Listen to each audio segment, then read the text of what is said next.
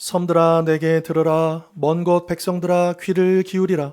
여호와께서 태에서부터 나를 부르셨고 내 어머니의 복중에서부터 내 이름을 기억하셨으며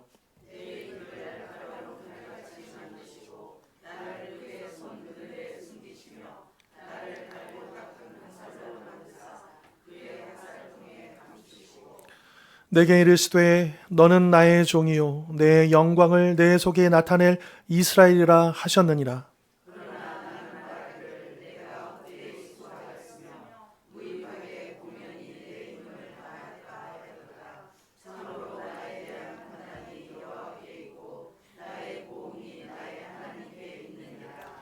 이제 여호와께서 말씀하시나니 그는 태에서부터 나를 그의 종으로 지으신 이시요 야곱을 그에게로 돌아오게 하시는 이시니 이스라엘이 그에게로 모이는도다. 그러므로 내가 여호와 보시기에 영화롭게 되었으며 나의 하나님은 나의 힘이 되셨도다.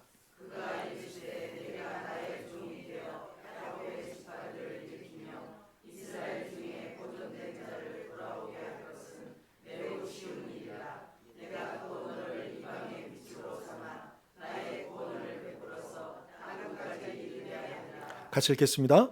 이스라엘의 구속자, 이스라엘의 거룩한 이신 여호와께서 사람에게 멸시를 당하는 자, 백성에게 미움을 받는 자, 관원들에게 종이 된 자에게 이같이 이르시되 왕들이 보고 일어서며 고관들이 경배하리니 이는 이스라엘의 거룩하신 이 신실하신 여호와 그가 너를 택하였음이니라. 아멘.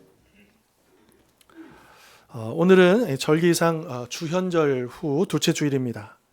주현절이란 예수님께서 이 땅에 빛으로 오셔서 당신이 하나님이신 것을 이 세상에 드러낸 것을 기념하는 절기이죠. 그래서 이 어두움에 빛이 오셔서 이제 그 빛이 비치기 시작한 것을 기념하는 그 절기가 이제 주현절이라고 할 수가 있습니다. 자, 그런데 여러분 그 빛이 비쳤다라고 하는 것은 역설적으로 그 어두움 안에 우리가 있었다는 그런 뜻 아니겠습니까? 그래서인지 우리의 인생을 한번 돌아보면 화나 대낮 같은 날도 물론 있지만 그런 날보다 어쩌면 캄캄한 밤이나 안개 속을 걷는 것 같은 그런 날들이 더 많게 느껴질 때가 있습니다. 특별히 오늘 우리가 방금 함께 읽은 이 이사야 49장의 배경도 그렇습니다. 이스라엘 백성들은 이 당시 바벨론 포로 생활을 하고 있었습니다.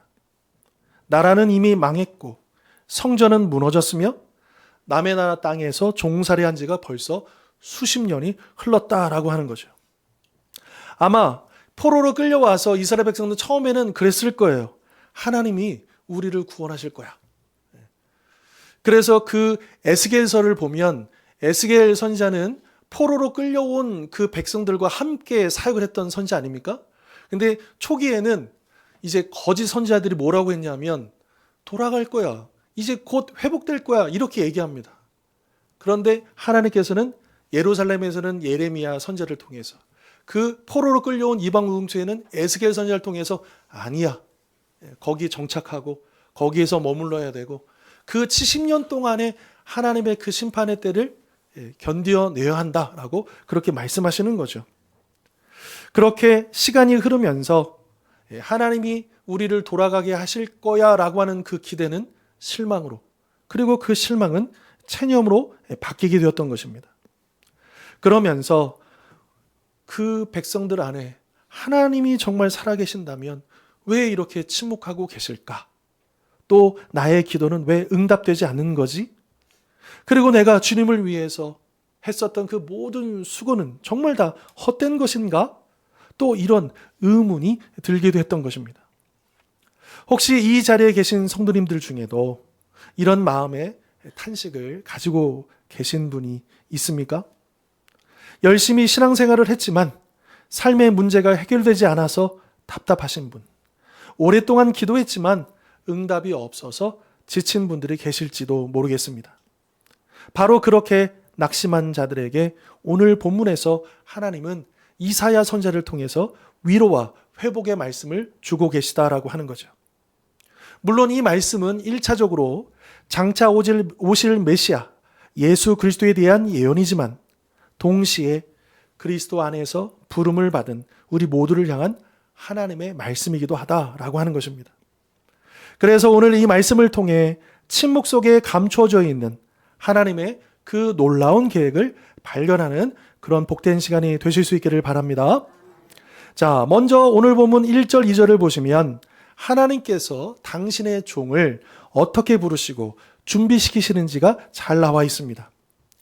여호와께서 태에서부터 나를 부르셨고 내 어머니의 복중에서부터 내 이름을 기억하셨으며 내 입을 날카로운 칼같이 만드시고 나를 그의 손 그늘에 숨기시며 나를 갈고 닦은 화살로 만드사 그의 화살통에 감추시고. 자, 이 말씀 속에서 우리는 두 가지 중요한 원리를 발견하게 되는데요. 첫 번째로는 우리의 소명은, 우리의 부르심은 우리의 노력이나 능력보다 앞선다라고 하는 것입니다. 1절에서 어머니의 태에서부터라는 표현이 나오지 않습니까? 그러니까 하나님께서 우리가 태어나기도 전부터 우리를 부르셨다라고 하는 뜻이죠. 하나님은 우리가 자격증을 따고 돈을 많이 벌고 신앙생활을 잘했기 때문에 쓸만한데 그렇게 해서 우리를 부르신 게 아니다라고 하는 겁니다.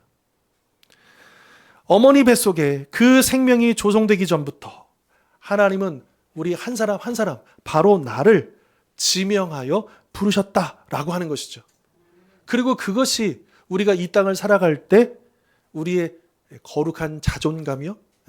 그러니까 우리가 이 세상의 기준에 볼 때는 참 부족해 보이고 연약해 보일지라도 하나님께서 나를 부르셨고 나를 선택하셨고 나를 그렇게 쓰시기 위해서 이 땅에 보내셨다는 그 거룩한 자존감, 자부심을 우리가 가질 수 있겠다라고 하는 것입니다.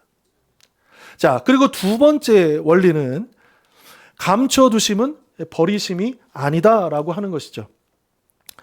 자, 그것은 버리시는 게 아니고 하나님의 준비하는 과정이다라고 하는 겁니다. 2절에 이런 표현이 있습니다. 하나님은 우리를 갈고 닦은 화살로 만드신다.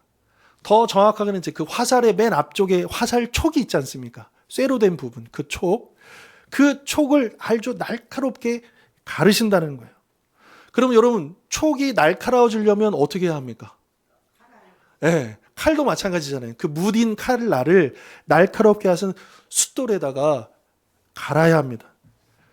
그런데 그때의 그 쇠는요, 갈려나가는 고통이 있다라고 하는 것이죠. 이처럼 하나님은 때로 고난이 나는 숫돌로 우리의 인격을 가시고, 즉 다듬으시고 또 우리의 모난 성품을 깎아내신다라고 하는 겁니다. 그런데 더 힘든 것은 그 다음이에요.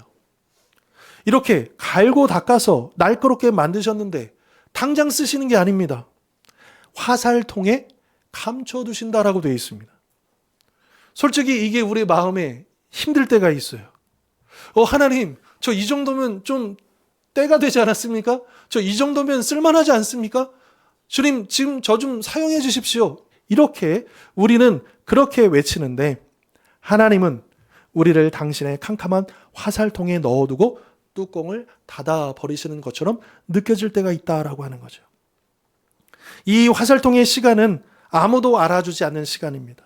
무명의 시간이고 기다림의 시간이죠. 그런데 여러분, 궁수가, 이 화살을 쏘는 그 궁수가 가장 아끼는 화살, 그리고 결정적인 순간에 적장의 심장을 뚫어야 할 가장 날카로운 화살은 함부로 꺼내지 않는다라고 하는 것입니다. 대신 화살통 가장 깊숙한 곳에 보관하다가 그 중요한 절호의 기회가 찾아왔을 때 비로소 그 준비하였던, 감추었던 그 비장의 화살을 꺼내 시위를 당긴다라고 하는 것이죠. 혹시 지금 내 삶이 어둡고 답답하다 느끼십니까? 아무도 나를 알아주지 않는 것처럼 느끼십니까?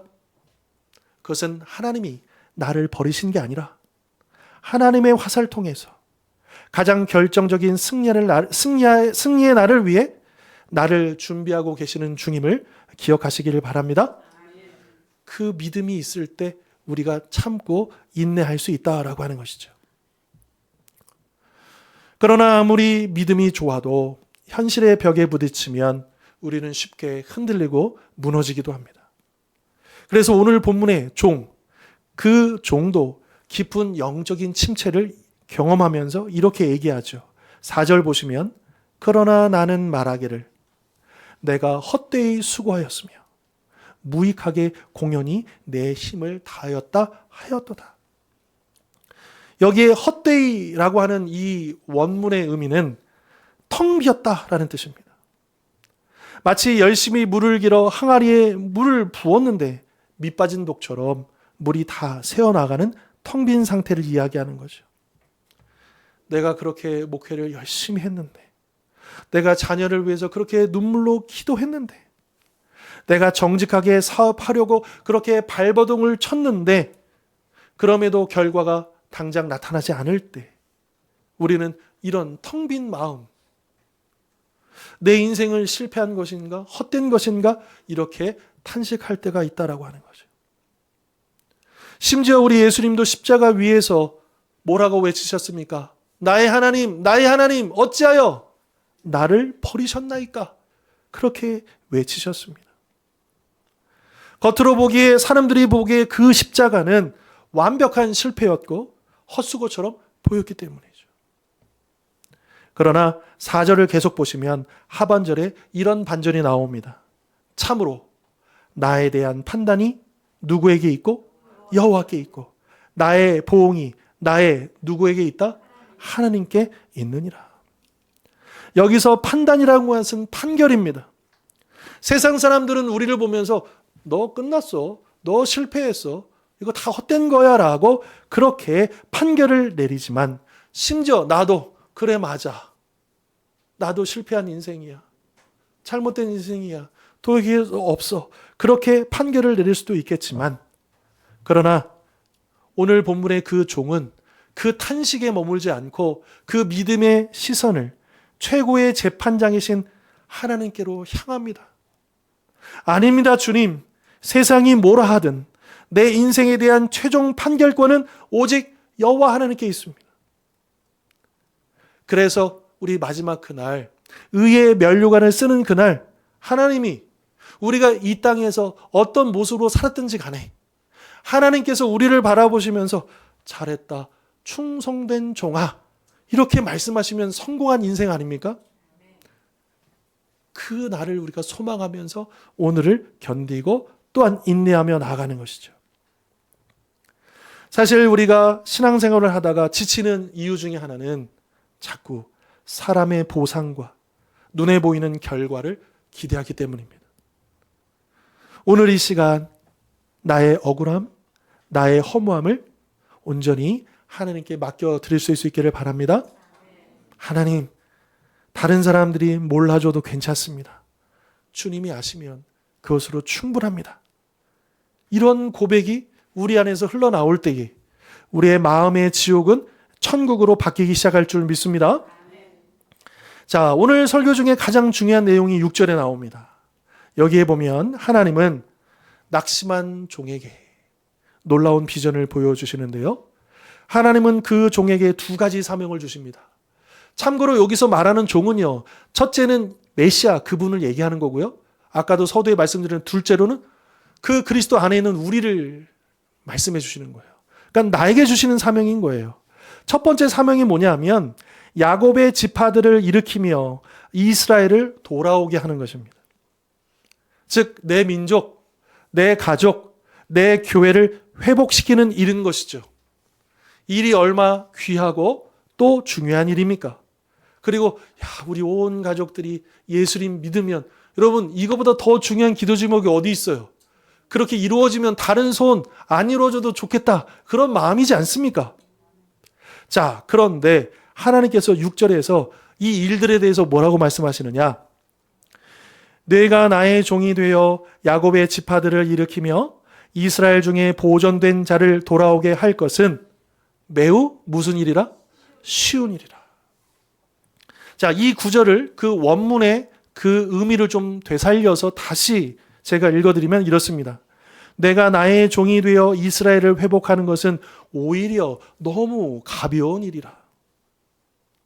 그러니까 원문 성경에서는 너무나 가벼운 일이다라고 하는 것을 개역 개정 성경에서는 매우 쉬운 일이다 이렇게 번역을 한 것이고, 또 NIV 영어 성경에서는 너무 작은 일이다 이렇게 번역하기도 했습니다.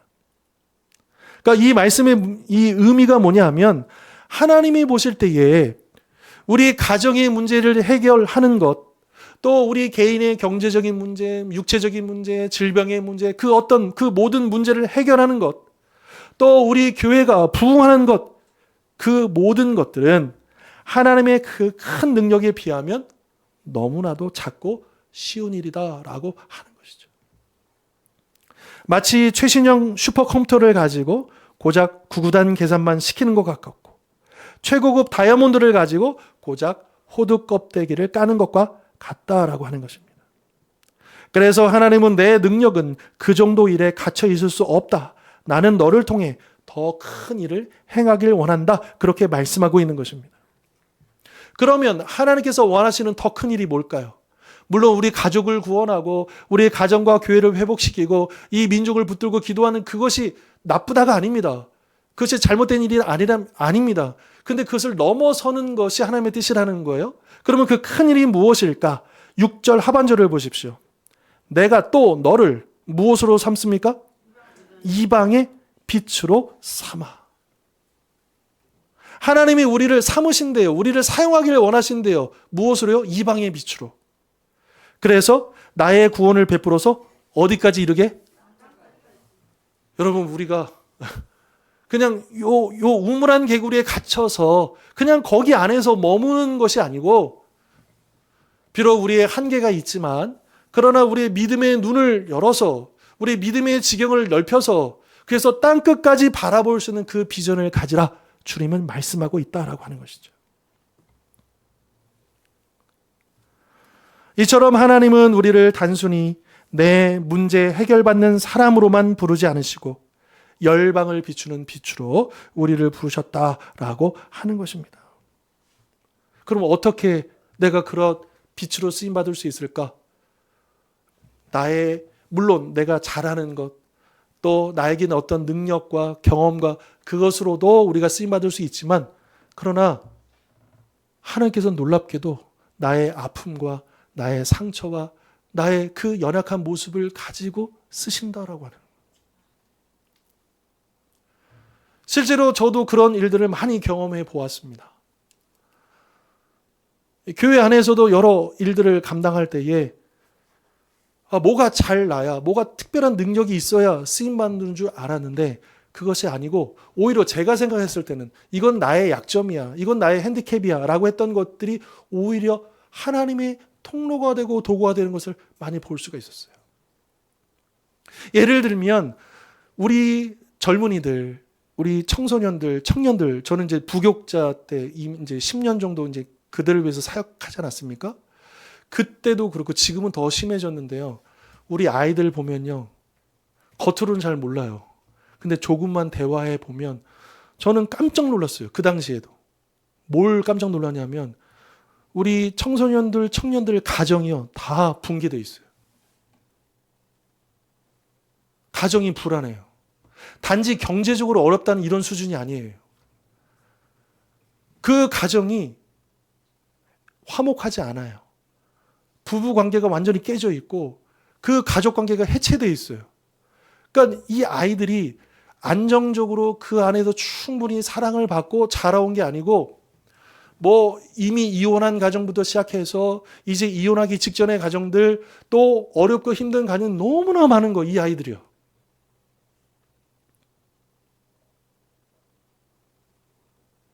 그러니까 그 시절에 마음껏 꿈을 꾸고 더 큰 비전을 바라보면서 나아갈 그 아이들이 거기에 딱 발목 붙잡혀 있고, 그러니까 이제 어떤 친구들은 에이 몰라 해가지고 그냥 탈선한다든지 이렇게 나갈 수도 있겠고, 또 어떤 애들은 그냥 어느 한 곳에 집착해서 그 사람에 집착하고 어떤 그 공부에 집착하고 이런지.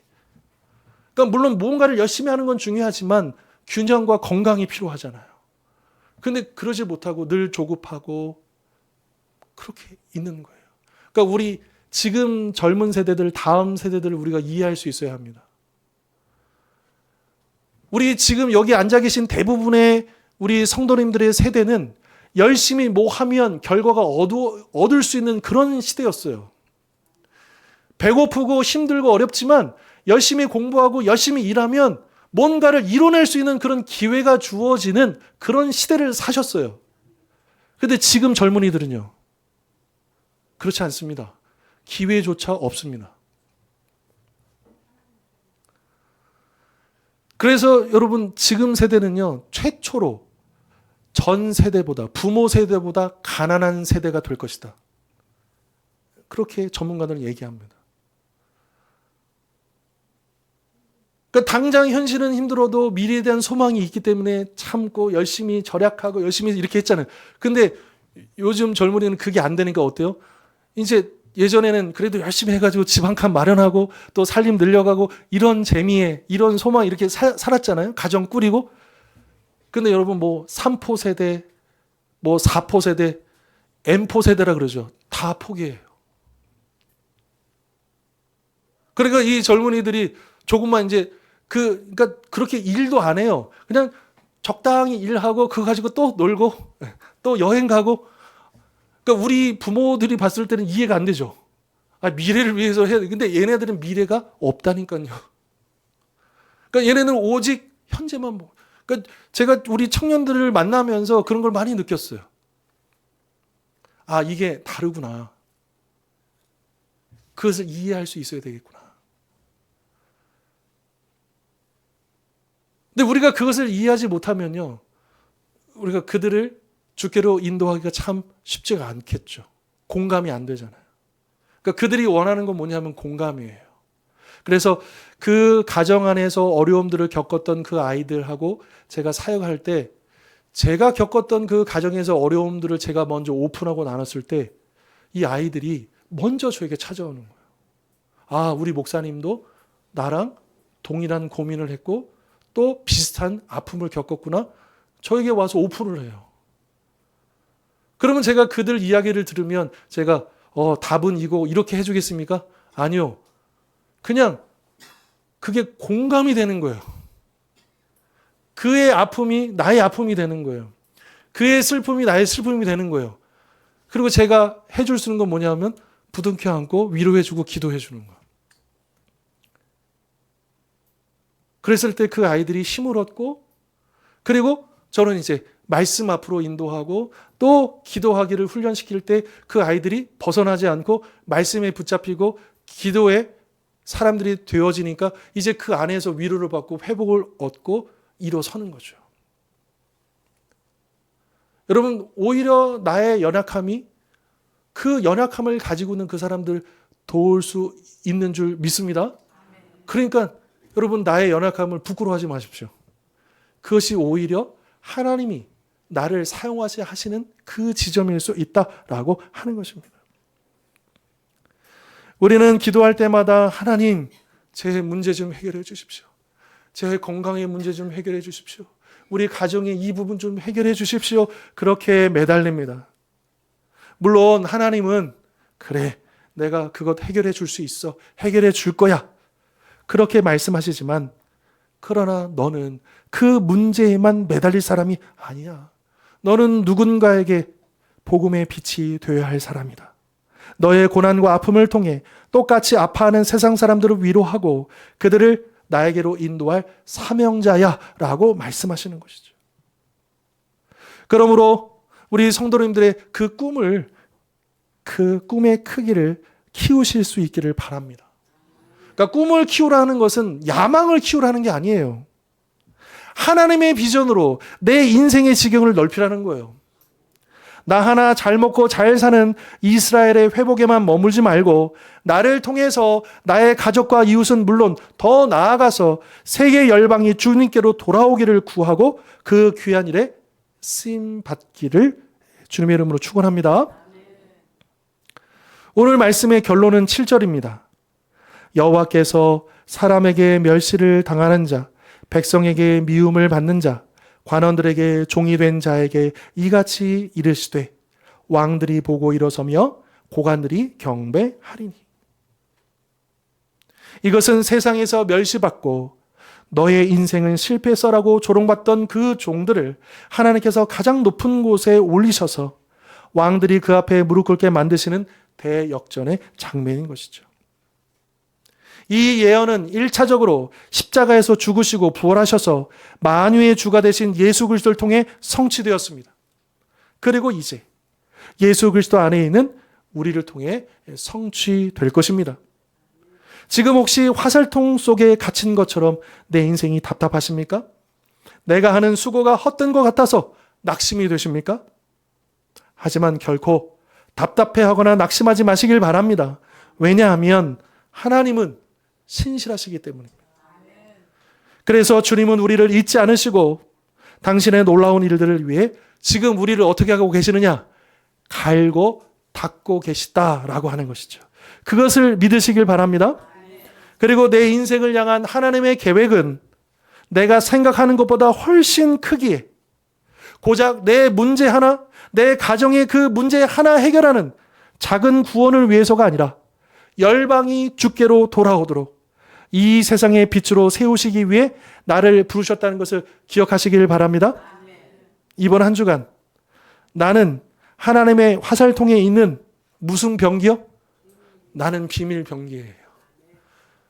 나를 통해서 그 한 영혼을 살리고 그 한 영혼을 깨우고 그 한 영혼을 주께로 돌아오는데 결정적으로 사용하시려고 나를 갈고 닦아서 준비하신 비밀 병기다라고 하는 것이죠. 내 인생은 결코 헛되지 않고 나는 내 문제에 갇혀 있을 사람이 아니라 이 세상을 비출 빛이다. 그렇게 선포하실 수 있기를 바랍니다. 그런 거룩한 자부심을 가지고 이 어두운 세상에서 그리스도의 복음의 빛을 환하게 비추는 우리 모든 성도님들 되실 수 있기를 주님의 이름으로 축원합니다. 기도하겠습니다.